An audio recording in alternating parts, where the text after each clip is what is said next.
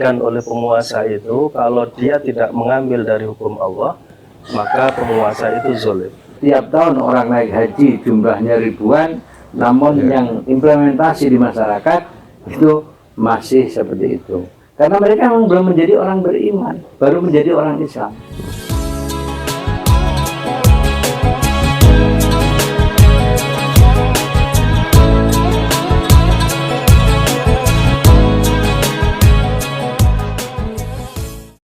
Bismillahirrahmanirrahim. Assalamualaikum warahmatullahi wabarakatuh. Waalaikumsalam warahmatullahi wabarakatuh. Alhamdulillah, sobat muslim semua, kembali kita berjumpa dalam podcast Bincang Peduli bersama Forum Sinergi Muslim. Dan pada kesempatan ini, alhamdulillah kita dapat bersilaturahmi dengan salah seorang aktivis dakwah, salah seorang tokoh masyarakat di Bogor, yaitu Bapak Ustadz Haji Muhammad Sholeh Nur Hamid. Assalamualaikum Ustadz. Waalaikumsalam warahmatullahi wabarakatuh. Gimana kabarnya? Alhamdulillah sehat ya. Kemudian juga salah satu narasumber juga yang hadir dari Forum Sinergi Muslim adalah Ustadz Haji Muhammad Irfan. Assalamualaikum Ustadz. Waalaikumsalam. Sehat ya? Alhamdulillah. Luar biasa. Luar biasa. Baik, sobat muslim semua, pada kesempatan ini kita akan berbincang seputar kondisi yang tentu juga sedang kita alami dan kita rasakan di negeri ini ya. Bahwa kita hari ini hidup dalam sebuah kondisi atau sebuah sistem ya, kita rasakan memang seolah-olah jauh dari Islam. Bahkan mungkin bukan seolah-olah, memang jauh dari Islam gitu ya. Secara pribadi memang kita betul masih bisa menjalankan ketaatan ya, sholat, puasa, zakat, bahkan juga haji. Tetapi bagaimana kemudian ajaran Islam dalam kehidupan bermasyarakat ya, berbangsa bahkan bernegara mungkin sepertinya masih jauh ya, masih banyak ajaran-ajaran Islam yang masih belum bisa kita amalkan. Kemudian juga kita melihat bagaimana ketika ada sebagian umat Islam yang ingin melakukan ya misalnya aktivitas mengoreksi atau muhasabah kepada penguasa atau kepada pemerintah, ketika dianggap pemerintah sudah agak bergeser atau bahkan menjauh dari ajaran Islam, ini ada kesan kemudian pemerintah atau penguasa ya melakukan tindakan-tindakan yang tidak seharusnya ya. Dulu kita mengenal ada istilah kriminalisasi ulama ya. Kemudian banyak hal ya yang kita lihat, termasuk juga kita juga kadang menyoroti bagaimana kebijakan penguasa terhadap masyarakatnya ya. Kebijakan-kebijakan yang barangkali bagi masyarakat juga dirasakan sebagai kezoliman ya. Contoh misalnya kebijakan ya, kalau bicara hajat hidup orang banyak itu kan kayak energi minyak ya, bahan bakar minyak yang harusnya kita bisa beli dengan harga murah gitu ya, ternyata hari ini begitu mahal. Termasuk misalnya biaya sekolah yang harusnya kita anak-anak bisa sekolah dengan biaya yang murah juga sekarang begitu mahal. Kesehatan juga begitu. Ini kan adalah kebijakan pemerintah yang harus kita tanggung bersama oleh masyarakat, dan ya kita anggap sebagai kebijakan yang zalim. Nah, oleh karena itu pada kesempatan ini kita akan berbincang kepada dua narasumber yang sudah hadir di tengah kita tentang bagaimana kita menyikapi ya penguasa yang zalim. Islam tentu memiliki seperangkat tuntunan dan aturan ya, seharusnya bagaimana umat Islam bersikap terhadap penguasa yang zalim. Baik, untuk yang pertama kita ingin berbincang dengan Ustadz Sholeh ya, kaitannya dengan kezaliman Ustadz ya. Kalau berbicara terminologi zalim dalam Islam ini kan terminologi yang khas sepertinya ya, punya definisi tertentu. Ini menurut Ustadz Sholeh, zalim atau dikatakan ini pemerintah atau penguasa dikatakan zalim itu yang seperti apa definisinya menurut Islam? Silakan Ustaz. Ya. Assalamualaikum warahmatullahi wabarakatuh. Waalaikumsalam. Innalhamdulillah wa ba'du. Alhamdulillah pada pagi ini kita masih bernikmat bisa kumpul walaupun tempatnya sederhana. Mudah-mudahan tidak mengurangi rasa syukur kita kepada Allah SWT. Berbicara tentang intinya masalah dolim. Dolim itu sangat luas, bisa menimpa pribadi, kelompok, golongan maupun pemerintah. Nah, sebelum kita lebih jauh membicarakan masalah dolim, tentu kita mengenal apa itu dolim. Dalam bahasa Arab itu dhalla yadhallu dhallan au dhalalatan. Itu artinya redup, artinya teduh, juga bisa diartikan gelap. Gelap. Ya. Dalam etimologi itu adalah orang yang kalau dikorelasikan dengan kehidupan manusia, orang yang tidak memenuhi tuntunan sehingga dia jauh dari tuntunan yang dibawakan baik melalui Al-Quran maupun Al-Hadis, sehingga dia tersesat dan disebut orang zalim. Itu apa terminologi kata dasar tentang zalim, artinya adalah gelap. Ya, jadi setiap perilaku atau sikap yang bertentangan dengan ajaran Islam, bisa kita katakan begitu, Ustaz. Zalim itu. Ya. Jadi kalau melanggar atau bertentangan dengan syariat Islam, ya itulah zalim. Ya. Ustaz, kalau kaitannya dengan penguasa atau ya kezaliman yang dilakukan oleh penguasa, ya itu ya tadi saya sedikit menyebut beberapa contoh, ya itu betul tidak? Misalnya pendidikan jadi mahal, ya, kemudian kesehatan mahal, kemudian BBM yang harusnya murah kita juga harus beli dengan mahal. Bahkan sekarang banyak aturan-aturan yang membatasi gitu ya masyarakat untuk mendapatkan misalnya BBM dan lain sebagainya. Apa yang termasuk kezaliman? Kita belum masuk ke sana, nanti akan masuk ke masalah kenapa pemerintah zalim. Jadi kita urut dulu tentang hakikat zalim itu sendiri. Al-Quran di dalam surat 6 ayat 1 mengatakan A'udzubillahi minasyaitonirrajim. Alhamdulillahilladzi khalaqas samawati wal arda wa ja'ala dzulumati wan nur. Yaitu Allah, segala puji bagi Allah yang telah menciptakan langit dan telah menjadikan gelap langit dan bumi dan menjadikan gelap kepada terang. Menarik di dalam ayat tersebut, yang pertama Allah memakai kata alhamdulillah. Segala puji bagi Allah. Itu pujian. Segala yang terpuji itu hanya milik Allah. Semuanya milik Allah. Nah, kelanjutannya Allah mengatakan khalaqas samawati wal ardo. Ketika Allah menciptakan langit dan bumi itu menggunakan kata khalaqo. Artinya penciptaan itu prerogatif Allah, tidak boleh manusia ikut di dalam penciptaan tersebut dan tidak dibenarkan merusak. Itu kata khalaqo. Kesimpulannya hanya prerogatif Allah. Ada lagi khalaqal insana min salsalin min hama'im masnun. Allah telah menciptakan manusia dari lumpur hitam, dari tanah liat, kemudian yang dibentuk. Nah, di situ Allah juga menggunakan kata khalaqo. Wal janu khalaqa min nari samun. Dan jin juga menggunakan kata khalaqo. Dan jin diciptakan dari api yang sangat panas. Kembali kepada manusia, manusia yang telah diciptakan Allah itu manusia tidak boleh ikut campur. Nah, berbeda dengan ja'ala dzulumati wan nur, menggunakan kata ja'ala. Dan ketika Allah menggunakan kata ja'ala itu ada ikut kelanjutan dari manusia.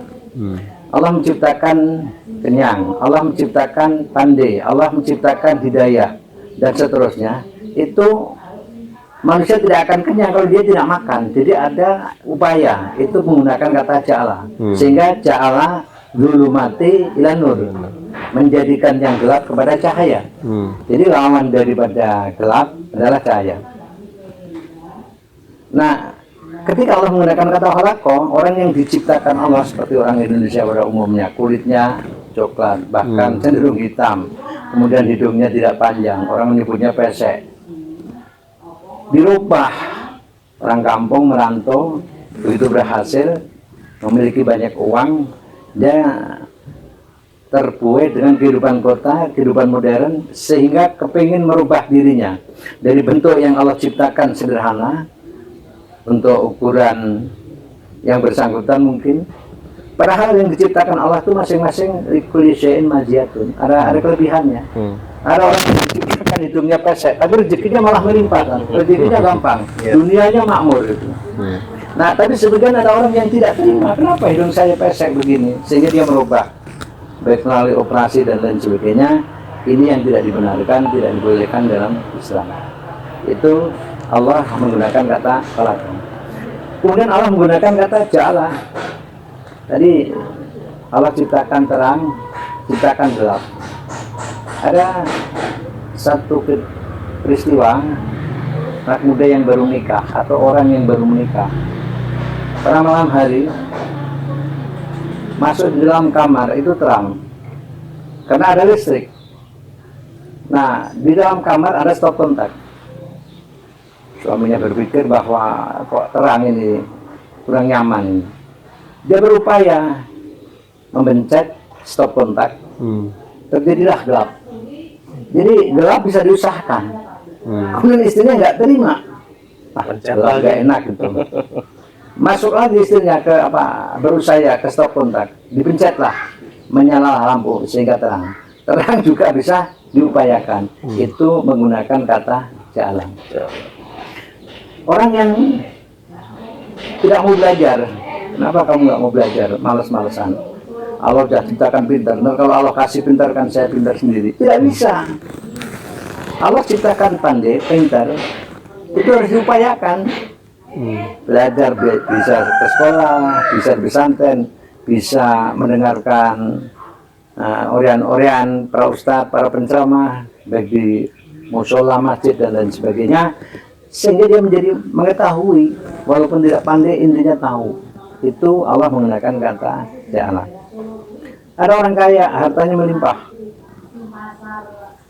Dia mengatakan, Pak, Bapak sudah kaya begini, orang pernah naik haji, kenapa Bapak tidak naik haji? Dia bilang, saya belum dapat hidayah. Salah. Dengan Allah karuniai harta melimpah, fisik yang kuat, itu dia sudah mampu. Itu hidayah sudah ada. Pertanyaannya, mau nggak mengambil? Mau atau tidak ya? Ada orang rumahnya dekat masjid, dekat musola. Di situ ada ustadznya, ada pengajian, ada bimbingan, ada tuntunan. Ditanya, kenapa kamu ke masjid, musola, ngaji? Belum dapat hidayah. Itu pun tidak dibenarkan. Itu bisa dikatakan zalim pada diri sendiri. Nah, maksudnya kaitannya dengan tema kita. Mendolimi diri sendiri ketika ada kesempatan yang seharusnya dia bisa ambil, ya. Nah, dia tidak ambil. Kok bisa seperti itu? Ini kan dalam surat ke-6 ayat 74, bagaimana kejadian Ibrahim dulu. Pada saat itu bapaknya sebagai pembuat patung. Singkatnya Ibrahim tidak terima. Dia mencari sesembahan selain patung. Ketika malam melihat bintang-bintang dia sembah. Dan di saat bintang-bintang itu redup, dia mengatakan, ma'uhibul afilin. Aku tidak senang yang hilang begini. Gitu. Ketika melihat rembulan, dia katakan, wah barangkali yang ini. Ternyata hilang juga. Ternyata pas hilang juga. Begitu siang melihat matahari yang lebih besar, dia sembah. Begitu hilang juga ini wajatul wajibiyah. Artinya Ibrahim hanya berserah diri kepada Zat yang telah menciptakan seluruhnya. Nah, kembali kepada kata ja'ala, itu hidayah harus diupayakan, dan ketika orang itu tidak mau berusaha mengambil hidayah, itu zalimul nafsi. Dia telah berbuat zalim pada diri sendiri. Ini sebelum zalim yang lebih luas nanti. Baik Ustaz. Jadi zalim dengan diri sendiri juga mungkin banyak kita lihat ya, ketika ada orang punya kesempatan untuk menjalankan ketaatan tapi tidak diambil kesempatan itu. Punya kesempatan untuk mendapat hidayah tapi tidak diambil kesempatan hidayah itu, sehingga itu dikatakan zalim oleh dia pada dirinya sendiri.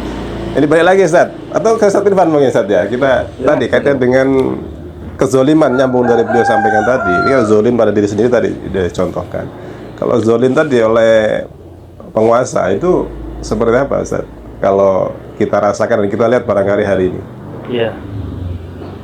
Saya nyambung saja dari Ustaz Soleh ya tentang zolim. Apalagi zolim penguasa. Kita ingat ayat Allah, wa man lam yahkum bima anzalallah fa ulaika humudz zalimun.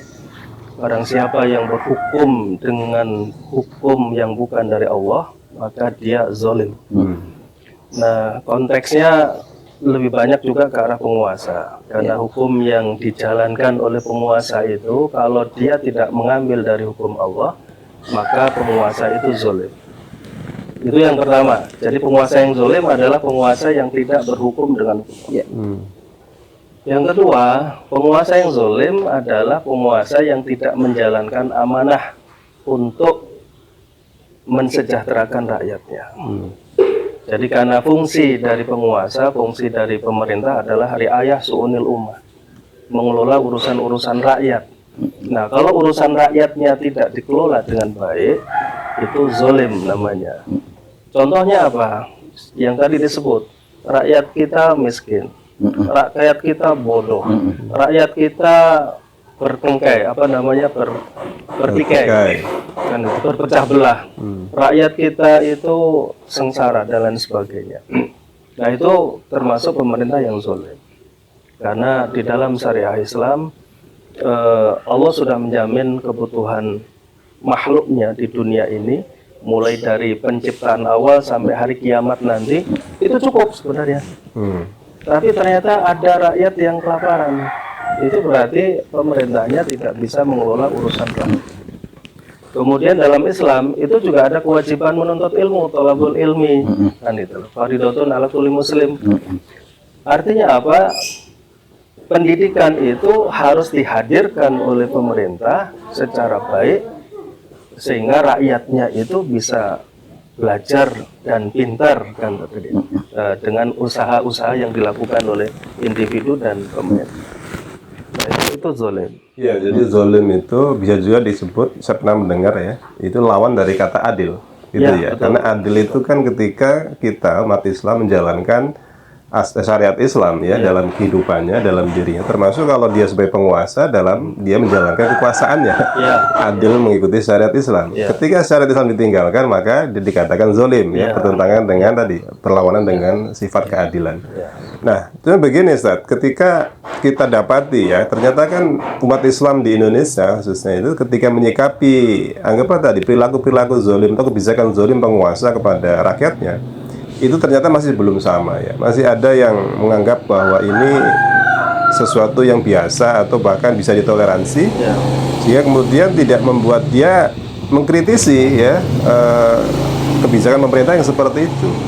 Nah, sikap seperti ini apakah memang dibenarkan gitu ya, menyikapi kezoliman penguasa dengan ya sudah cuek saja gitu, tidak peduli gitu, seolah-olah begitu. Nah, itu lagi satu hal lagi. Kalau kita berdiam diri terhadap kezoliman yang dilakukan penguasa atau dilakukan oleh siapapun ya, kalau kita berdiam diri, kita juga zolim itu namanya. Iya. Jadi diam pun salah kalau diam itu pun salah. Kenapa? Karena ada perintah juga di dalam Al-Quran tentang amar ma'ruf nahi munkar, menyeru kepada kebaikan, mencegah dari kemungkaran. Nah, yang tadi disebut, kalau pemerintah itu zolim, itu kan berarti ada satu kemungkaran. Atau pribadi individu, kalau dia nggak sholat, itu juga ada kemungkaran. Nah, kalau kita diam, tidak beramar ma'ruf, menasihati mereka, pemerintah yang buruk misalkan mengelola urusan rakyat, harus kita nasihati. Dengan kapasitas kita, kalau kapasitas kita pejabat, kita bisa merubah dengan jabatan atau kekuasaan kita. Kalau kapasitas kita sebagai ustadz misalkan atau sebagai pendakwah, ya kita cukup menyampaikan itu dengan lisan atau dengan tulisan. Sekarang banyak media sosial tulisan. Tapi kalau kita juga tidak mampu dengan tulisan, ya dikatakan oleh Nabi ataful iman, itu selemah-lemahnya iman. Tapi yang penting harus dilakukan. Ya, artinya tidak boleh diam. Tidak boleh diam, termasuk dalam hati tadi. Kalau hati pun kan hanya dia yang tahu ya, dan Allah yang tahu hatinya menolak atau tidak. Kalau hatinya sendiri juga hanya sekedar menolak saja, dikatakan selemah-lemahnya iman. Apalagi kalau menyetujui ya. Nah, itu udah kezoliman tadi. Sama juga zolim. Iya. Ustaz Soleh, ini kalau berkaca kepada zaman Nabi ya, dan juga para sahabat ya, dalam sejarah Islam, memang pernah ya, misalnya ketika ada penguasa yang zolim, kemudian tindakan yang dilakukan oleh umat Islam ya, itu kemudian melakukan koreksi atau muhasabah kepada penguasa. Barangkali Ustaz Soleh bisa ceritakan di zaman Nabi atau zaman para sahabat ya, kasus-kasus seperti itu, biar kita menjadikan ibrah ya buat kita semua. Baik, Ustaz Syukur. Tadi yang saya terangkan itu hakikat dolim yang menimpa atau yang terjadi pada diri seseorang muslim. Kalau selain muslim kan namanya kafir. Kafir ya. Nah, kenapa orang itu dolim kan gitu? Itu di dalam surat 18 itu, A'udzubillahi minasyaitonirrajim, wa man adlamu mimman dzukira bi ayati rabbihi fa'arada anha wa nasiya ma qaddamat yadah. Inna ja'alna ala qulubihim akinnatan ay yafqahuhu wa fi adhanihim waqra wa in tad'uhum ilal huda fala yahtadu idan abad. 59. Dan siapakah mereka yang dikatakan lebih dolim atau dikatakan orang dolim? Itu mereka adalah orang-orang yang berpaling dari ayat-ayat Allah. Ada korelasinya dengan yang disebutkan sama Ustaz Irfan tadi, Al-Maidah 45, bahwa ketika mereka itu sudah berpaling dari ayat-ayat Allah, maka wa in tad'uhum ilal huda fala yahtadu. Kalau kamu Muhammad ngajak mereka untuk kembali kepada cahaya, mereka itu susah. Karena apa? Wa fi adhanihim waqra. Karena di dalam telinga mereka itu kayak ada sumbatan. Nah, itu yang disebut orang dolim. Dia adalah orang Islam.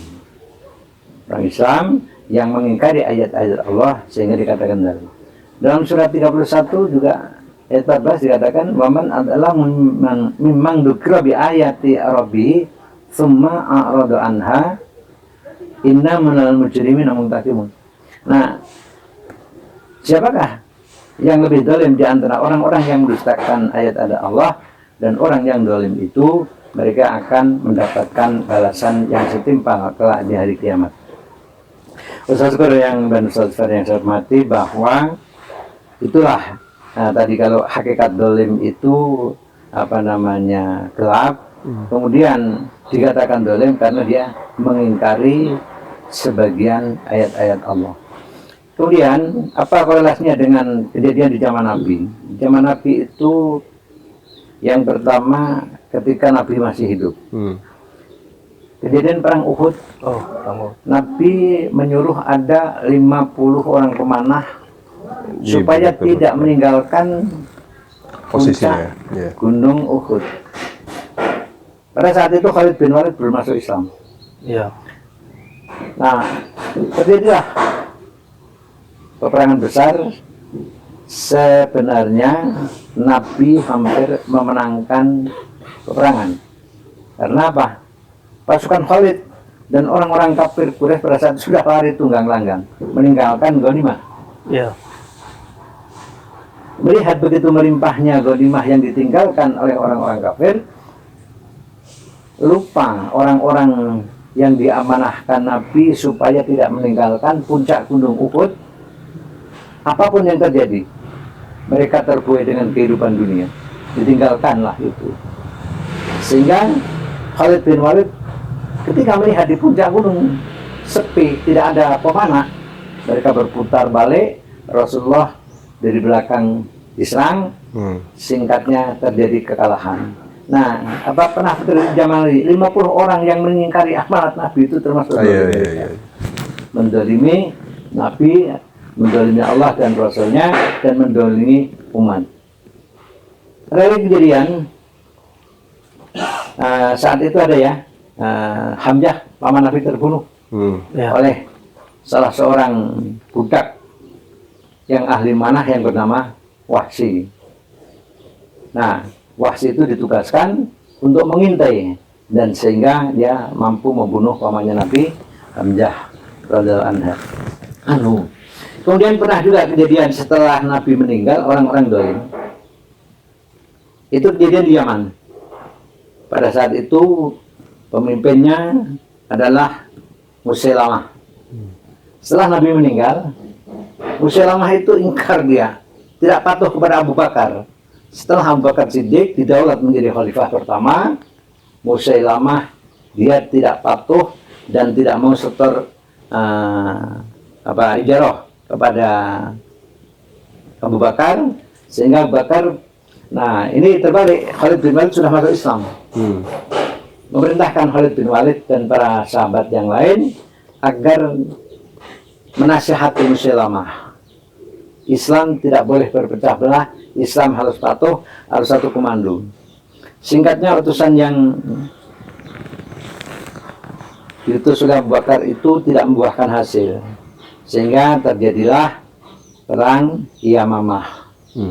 Nah, karena apa? Karena pembangkangan Musailamah, sehingga dia dijuluki Musailamah Al-Kadzdzab. Karena apa? Karena dusta tadi itu, mengaku nabi ya. Nah, di saat inilah Wahsy sebaliknya sudah masuk Islam, sehingga dia mampu membunuh Musailamah. Nah, dia sehingga berkata bahwa sebelum masuk Islam, saya telah membunuh orang yang terbaik di lingkungan umat Islam. Namun setelah saya jadi umat Islam, saya pun juga membunuh orang yang paling jahat di antara orang-orang yang dolim. Nah, itulah masih. Nah, itulah korelasinya. Saya syukur bahwa di zaman Nabi pernah terjadi, dan di zaman sahabat terjadi, kemudian dilanjutkan yang terjadi pada saat Ali bin Abi Thalib menjadi khalifah. Kejadiannya Muawiyah tidak terima berdaulat pada Ali bin Abi Thalib. Nah, singkat ceritanya, Ali dengan cara kekerasan. Nah, ini hubungannya dengan yang tadi disampaikan Ustadz Syukur bahwa apa sikap kita terhadap pemerintah zalim. Nah, tentu di saat itu pemerintahannya benar, tapi apabila ada yang tidak benar seperti Muawiyah, dia akan mendaulat dirinya sebagai pemerintah yang mandiri, sehingga Ali bertindak. Terjadilah peperangan di satu lembah yang disebut Lembah Siffin, sehingga peperangan tersebut dikatakan perang Siffin. Di saat Muawiyah terdesak, sebenarnya hampir kalah. Dia tombaknya ditusukkan ke dalam Al-Quran, kemudian diangkat tinggi-tinggi mengatakan bahwa Ali, apakah kamu tidak ingat ini apa? Itu Al-Quran adalah lambang persatuan. Ali begitu melihat apa yang dilakukan Muawiyah, dia sadar bahwa barangkali dia hilaf, dia menghentikan peperangan. Setelah peperangan dihentikan, kemudian diadakan tahkim, yaitu masing-masing kelompok harus mensepakati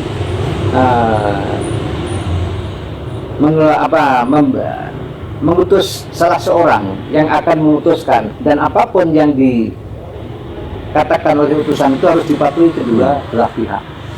Singkatnya, dari pihak Ali mengutus orang tua yang soleh, orang kiai kalau zaman sekarang, Abu Musa al-Asy'ari, orangnya bijaksana. Kemudian dari pihak Muawiyah diutuslah Amr bin As, politikus ahli siasat dan licik. Nah, setelah kedua utusan itu bertemu, Amr bin As mengatakan kepada Abu Musa bahwa silahkan Pak Abu Musa, pidato ini yang terbaik. Kalau sudah terjadi seperti ini, Ali dipecat, Muawiyah juga dipecat. Kita harus memilih pemimpin baru. Itu yang dikatakan Amr bin As. Melihat kondisi yang berseteru seperti itu, Abu Musa al-Asy'ari yang selalu husnudzon, dia berprasangka seolah-olah yang dikatakan Amr bin As itu benar, sehingga waktu Amr bin As mengatakan bahwa Ali pada saat ini tidak diakui sebagai khalifah alias dimundurkan, dilengsarkan, itu harus dipatuhi kedua belah pihak. Nah, benar Abu Musa mengumumkan seperti itu, dan otomatis dalam tahkim tersebut disetujui atau dipatuhi dari pihak Ali. Kemudian Amr bin As seharusnya mengumumkan yang sama, bahwa dia juga telah hari ini melengsarkan Muawiyah. Namun dia tidak mengatakan itu, dia mengatakan bahwa Anda telah melengsarkan Ali, berarti sekarang yang menjadi pemimpin adalah Muawiyah. Nah, sikap atau tindakan Amr bin As zalim, mengkhianati Abu Musa, mengkhianati kelompok Ali, ya, dan mengkhianati umat, itu zalim secara baik itu dilakukan pribadi, tapi kolektif itu kelicikan yang luar biasa. Nah, itulah akhirnya timbullah Khawarij saja, dan sampai sekarang perpecahan itu. Nah, melalui kita seperti ini, mudah-mudahan Sebenarnya kita itu boleh beda baju, beda apa, tapi visi kita sama. Ya. Ya, barangkali itu Ustaz Syukur gambaran di Ya, zaman ya. Nabi tidak seperti itu. Baik. Terima kasih, Ustaz Soleh. Ke Ustaz Irfan lagi ya, kaitannya dengan bagaimana kita ketika tadi kan saya sampaikan harus bermuhasabah ya pada penguasa, terutama ketika kebijakan penguasa memang zolim tadi. Iya. Kebijakan penguasa merugikan rakyatnya. Nah, sementara ketika muhasabah itu pun ya kadang-kadang kan tidak selalu mulus ya. Artinya ada saja risiko yang mungkin akan kita tanggung. Nah, bagaimana seharusnya kita itu melakukan muhasabah pada penguasa sebagai bagian dari amar ma'ruf nahi mungkar tadi, tapi juga tidak mengundang resiko-resiko yang mungkin akan membahayakan diri kita sendiri. Nah, itu gimana, Ustaz Irfan? Iya, sebenarnya tidak mengundang resiko. Tidak mengundang resiko ya, karena perintah Jadi, Allah dijalankan. Perintah Allah amar ma'ruf nahi mungkar itu kan sebuah kewajiban yang harus dijalankan setiap muslim, apalagi kepada penguasa yang zalim. Ada juga sebuah hadis ya, jadi Sayyidus Syuhada Hamzah. Jadi penghulu para syahid, para syuhada adalah Hamzah. Dan orang-orang yang kemudian berdiri tegak di hadapan penguasa, kemudian bermuhasabah mengoreksi penguasa, kemudian penguasa itu membunuhnya. Nah, itu dikatakan oleh Nabi sebagai penghulu para syuhada. Jadi itu sebenarnya bukan resiko, tapi itu konsekuensi. Jadi yang jangan baik. kemudian kita membuat image negatif Ya. bahwa apa yang diperintahkan oleh Allah itu berisiko atau berdampak buruk. Ya. Jadi kita menganggap itu buruk, tapi di mata Allah itu baik. Maka kita harus sebut itu sebagai sebuah konsekuensi. Jadi kalau sekarang dakwah kepada penguasa yang zalim tidak ada konsekuensi, malah dikasih amplop, malah dikasih jabatan, itu namanya bukan dakwah itu. Atau dipertanyakan dakwahnya. Ini betul dakwah atau yang lain? itu berkelindan dengan penguasa. Ya, karena hari ini ada kita mendengar ya seorang tokoh yang kemudian tanda kutip dikriminalisasi atau rencana dikriminalisasi karena kekritisan dia terhadap penguasa. Ya. Dilaporlah dia ke aparat sebagai seorang yang seolah-olah melanggar hukum. Ya. Itu kan ya secara awam kita katakan itu risiko. Walaupun tadi betul secara mendalam kita pahami itu sebagai bagian dari konsekuensi dakwah, konsekuensi amar ma'ruf nahi mungkar ya. Konsekuensi muhasabah pada penguasa. Dan ini yang penting harus terus kita sampaikan ya kepada masyarakat, kepada umat, jangan takut untuk beramar ma'ruf nahi mungkar ya, karena itu kewajiban dan tentu Allah memberikan ganjaran pahala yang sangat besar ketika kita melakukannya, walaupun juga nanti ada konsekuensi-konsekuensi yang harus kita tanggung gitu ya. Untuk menguatkan itu kan Rasulullah itu kan sebagai uswah hasanah ya, contoh yang baik. Contoh yang baik juga di dalam beramar ma'ruf nahi mungkar. Apa yang terjadi pada diri Rasulullah? Rasulullah itu makhluk paling mulia di sisi Allah. Tapi beliau itu juga mengalami konsekuensi persekusi tadi. Beliau dikatakan gila. Beliau dipukulin, dilempari batu. Beliau diancam dibunuh. Nah itu di zaman Rasul terjadi, di zaman sahabat terjadi, di zaman kekhilafahan terjadi, di zaman para imam juga terjadi. Nah di zaman kita kalau itu terjadi berarti kita melakukan yang benar dengan konsekuensi tadi. Jadi tetap kita harus sabar, terus istiqomah. Nah itu kuncinya itu. Ini kan Ustaz Soleh kaitan dengan sabar istiqomah dalam kondisi sekarang. Ini bagaimana Ustaz agar kita tetap satu punya keberanian untuk tadi melakukan amar ma'ruf nahi mungkar, terutama pada penguasa ya. Yang kedua, kita juga tetap harus ikhlas. Ya, itu bagaimana tips-tipsnya agar kita tetap berani, tapi juga ikhlas, agar juga tetap bisa istiqomah. Sebelum masuk ke kita koreksi ya, atau kita meluruskan dakwah kepada penguasa yang tidak amanah, itu ada pertanyaan, kenapa sih kok baik masyarakat maupun rakyat penguasa ya berbuat zalim atau berbuat curang gitu? Karena begini, sebagian masyarakat kita di Indonesia ini khususnya itu mereka baru menjadi orang Islam, belum menjadi orang beriman. Mayoritasnya. Mayoritasnya. Apa beda sih Pak antara iman dengan Islam? Ya posisinya yang tidak sama. Kalau Islam itu baru berserah diri, dan kalau menjadi orang beriman itu mempercayai apa yang Allah perintahkan dan apa yang menjadi larangannya, sehingga nanti akan masuk yang ketiga, namanya ihsan. Nah, kembali kenapa kok mayoritas itu berbuat dolim sehingga pemerintah juga dolim? Ya karena tadi saya katakan itu masih menjadi orang Islam. Nah, kejadian di saat Rasulullah bincang-bincang dengan sahabat, ada salah seorang Arab Badui, dia mengatakan, ya Rasul, bahwa saya sudah menjadi orang beriman sekarang. Nabi bingung, perasaan Nabi orang itu belum lama masuk Islam, belum pernah ikut jihad, belum aktif datang ke masjid, kok tapi mengatakan beriman. Cuma Nabi juga mau menjelaskan bingung, sahabat juga bingung kok sudah mengatakan beriman gitu. Akhirnya turunlah surat 49 ayat 14, qalatil a'rabu amanna qul lam tu'minu walakin qulu aslamna walam yadkhulul imanu fi qulubikum wa in tuti'ullaha rasulahu la yalidkum minhu syai'a innallaha ghafurur rahim. Jadi artinya orang-orang Arab Badui datang kepada Nabi mengatakan bahwa dia telah menjadi orang beriman. Kemudian dijawab atau diterangkan oleh Allah bahwa katakan bahwa dia belum menjadi orang beriman, namun baru menjadi orang Islam. Karena apa? Karena imannya belum masuk ke dalam hatinya. Dan apabila orang itu mau taat kepada Allah, artinya menjalankan perintah-perintahnya sepenuhnya dan kepada Rasulnya, maka tidak mengurangi sedikitpun nilai, baik itu masalah keduniaan maupun akhirat. Karena apa? Allah Maha Penyayang, Maha Pengampun, lagi Maha Penyayang. Nah, itulah kejadian kenapa orang-orang ini banyak yang tidak patuh kepada Allah, kepada perintah-perintah Allah. Setiap tahun orang naik haji jumlahnya ribuan, namun yang implementasi di masyarakat itu masih seperti itu. Karena mereka memang belum menjadi orang beriman, baru menjadi orang Islam. Bahkan orangnya pintar Pak, ya pintar masalah dunia, tapi tidak paham masalah akidah.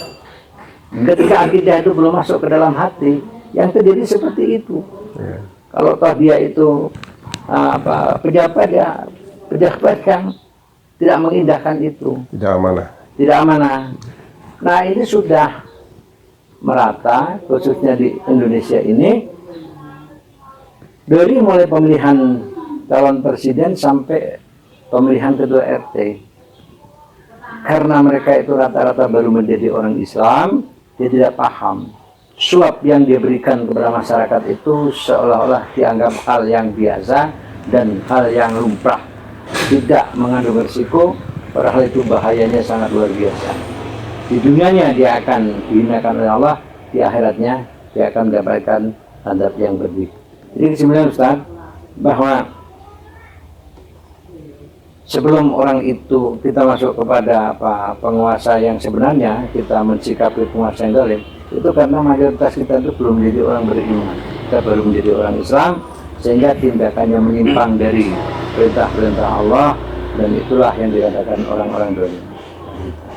Ya, tadi Ustaz, biar tetap berani dan istiqomah dalam melakukan amar ma'ruf nahi munkar, bagaimana saya harus? Pertama, langkah itu tarbiyah fi qalbi. Jadi pendidikan hati. Pendidikan itu dimulai dari tingkat yang kecil ya, baik itu majelis di lingkungan RT, RW dan seterusnya, itu dimasukkanlah nilai-nilai keimanan. Yang kedua, tadi Ustadz Irfan mengatakan bahwa sesuai dengan porsi masing-masing. Seorang dai ya dia dengan porsinya tetap mengingatkan kritis.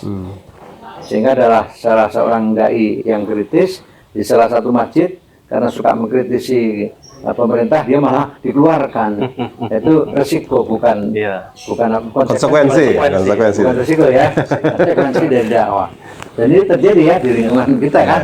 Nah itu sebenarnya dia sedang berupaya, apa yang tadi dikatakan Ustadz Irfan, bahwa ya kapasitas kita masih sebatas mengingatkan melalui mimbar, ya kita sampaikan melalui itu. Namun masyarakat yang mayoritas itu belum menjadi orang beriman, dia kurang bisa memahami, Iya. sehingga dai tersebut malah tidak diaktifkan. Coret. Coret. Nah, itu Ustaz Syukur. Iya, iya. Nah, untuk cara yang seperti zaman Nabi Abu Bakar ini belum saatnya ya, kita malah itu tidak bagus.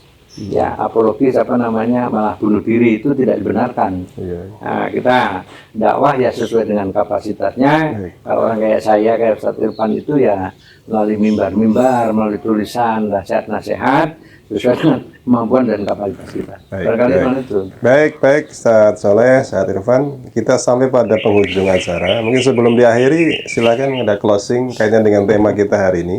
Itu bagaimana kita menyikapi kezoliman penguasa. Dari Ustaz Irfan dulu, silakan. Yang jelas al-haq itu jelas ya, artinya hak dan batil itu jelas bisa kita bedakan. Kemudian kita sebagai seorang muslim tetap harus menegakkan yang hak dan meninggalkan yang batil.